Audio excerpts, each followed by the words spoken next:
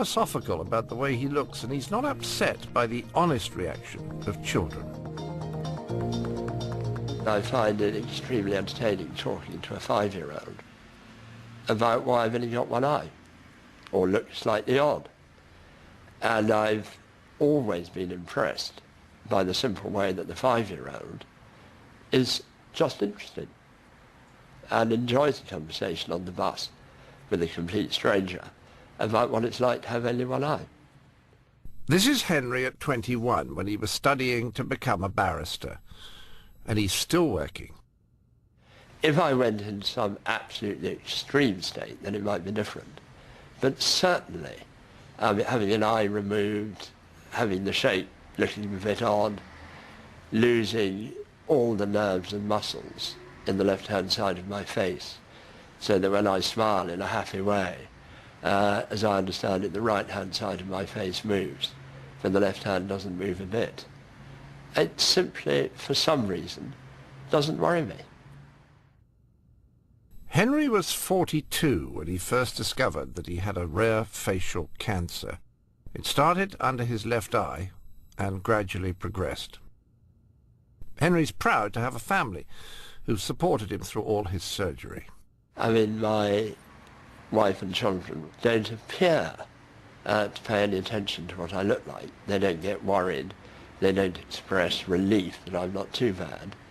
And I think that helps me as the patient enormously, because I'm not being reminded of it. I don't have people sympathizing. I don't have people saying, I wish they'd done a better job. And that leaves me just being me. Possibly the gradual change in his appearance made it slightly easier for Henry and his family to deal with. A sudden change can be traumatic in a different way.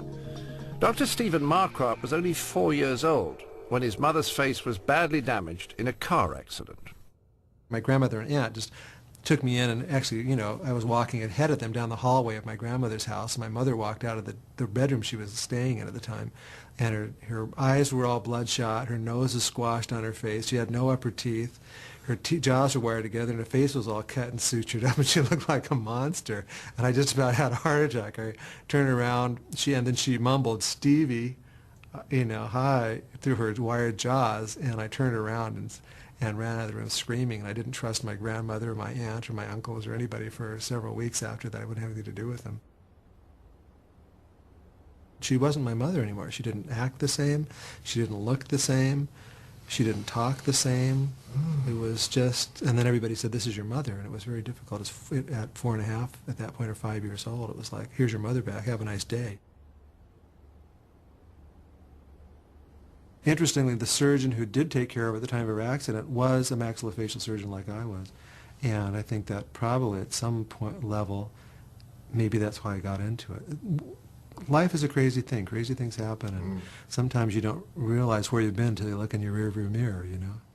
Stephen's childhood experience not only led him into a career as a surgeon, it also motivated his search for the rules of beauty, and he found his first clues in the writings of a Greek philosopher. Remember Pythagoras?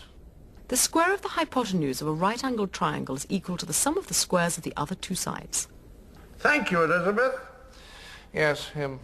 He claimed not only to quantify or to understand the secret or the code of beauty, he claimed to see it beauty in the universe. That's a pretty big statement. I'm looking for beauty in the face. He says he's found it for the universe. That's pretty amazing. What Pythagoras realized is that plants and animals grow according to fairly precise mathematical laws. It's not just chance that flowers unfold in beautiful patterns, and the Greeks found the patterns were based on a particular geometrical ratio. But it wasn't until the Renaissance that an Italian did the maths. He figured out that the key to beauty was the ratio of 1 to 1.618.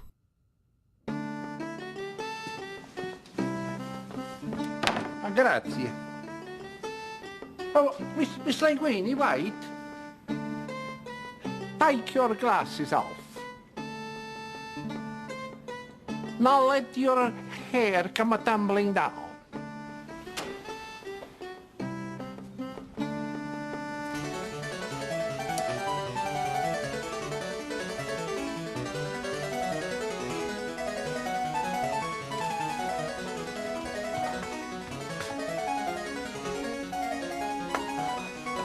Linguini, you're beautiful. And yet, and you're not going to believe this, 1.618 actually works. Do something like measure the distance from the floor to your navel, and then from your navel to your head. If you're well proportioned, the ratio should be 1 to 1.618, and that ratio is seen all over the beautiful body.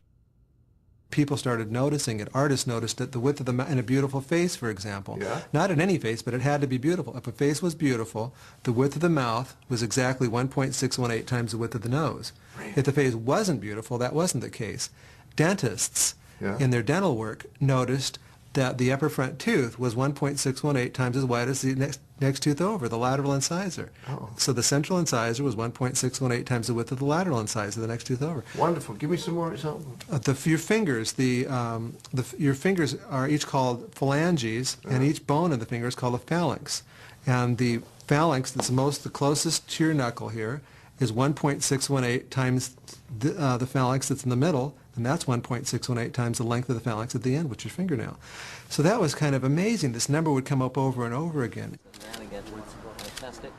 Now remember, Zara, will all this theory work on a real person like her? Flick head back a little bit, just that's it. That's it. A bit of This is what's called a golden divider. It divides different line areas or distances from into 1 and 1.618, which is the golden ratio. And in a beautiful face, we'll see that ordinarily the width of the mouth is 1.618 times the width of the nose. And it does in Zara. Exactly. If we look at the teeth, we can see that ordinarily, show me your teeth and smile a little bit. The width of the upper front tooth is 1.618 times the width of the tooth right next to it, and the same on the other side. The width of the upper front tooth is 1.618 times the tooth next to it. It's amazing how this proportion is repeated over and over again in a beautiful face. And the same thing with Zara. If I do the width of her mouth, I'm sorry. Oh, so there you go. I'm a surgeon. I'm used to sharp things. I hardly ever cut myself. Okay, so if I do the width of her mouth to the width of her face, the camera should be able to see that the width of the mouth is 1.618 times the distance from the mouth to the corner of the cheek. And it is. Anyway, this relationship holds up over and over again in the face. And Zara's a great example. That's why she's so pretty. So Zara's face fits the golden ratio. It's not bad, is it? And the golden ratio, 1 to 1.618, seems to apply to all beautiful faces. Now, this idea that maths can explain a beautiful face, any beautiful face, has been taken even further by Stephen Marquardt. So if I look at the nose is a triangle. On the front view, on the side view, the nose is a triangle again. And in a beautiful face, the sides of the triangle are 1.618 times greater than the base. And from a triangle, you can build a pentagon. What's the most attractive configuration of the face, the most attractive expression? Smiling. Yeah. When I smile, Oh! you start to see the pentagons yes, I here. do. There. Okay. It's the